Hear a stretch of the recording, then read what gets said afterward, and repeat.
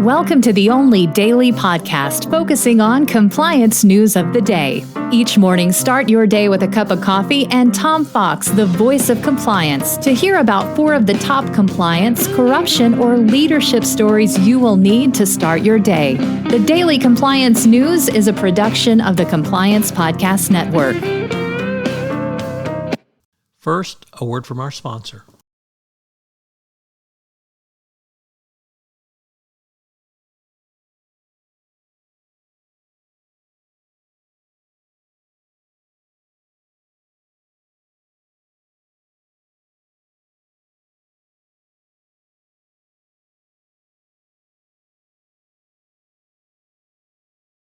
The Daily Compliance News for January 31, 2022, the Mike Lynch ordered extradited edition. And we begin with that story as from the BBC that the Home Secretary has, Priti Patel, has approved extradition of Mike Lynch to the United States to face criminal charges. This caps an incredibly bad weekend for Mr. Lynch, who lost a civil action in the United Kingdom. I can only say if you lose a civil action on your home court and you get sent off to somebody who's trying to put you away criminally, you're going to get put away criminally. So, very bad weekend for Mike Lynch. Next up, an interesting analysis from Reuters.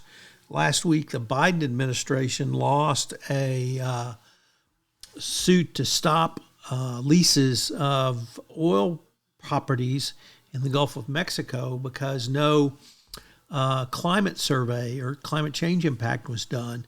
And the analysis says this is actually a win for the Biden administration and their climate change. So government and companies may have to provide information on the impact of new leasing. Next up from the Wall Street Journal, a very lengthy article on how the FTC is reshaping the antitrust argument against tech giants. Federal Trade Commissioner Chief Lina Khan has developed innovative ways to frame this issue. The journal does question whether she has the tools to see it through. As Congress is unable to do anything, it's probably going to be up to the courts and, of course, the Europeans, who are much more aggressive against big tech, in forcing change from the various platforms, the company formerly known as Facebook, now known as Meta, Amazon, Apple, Google, etc.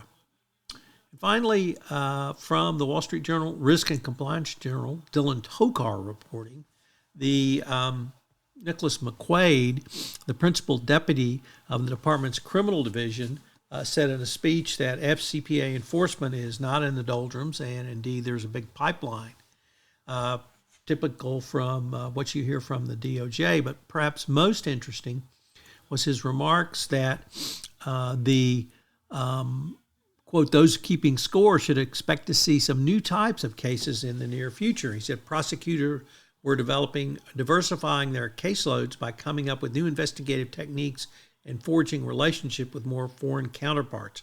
Cases involving FCPA violations now regularly involve bringing coordinated charges with authorities in multiple countries.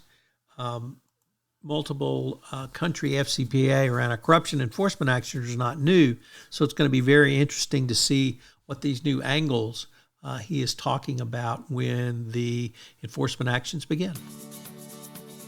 The Daily Compliance News is a production of the Compliance Podcast Network and a proud member of C-Suite Radio. Thanks so much for listening. I hope you'll join me again tomorrow.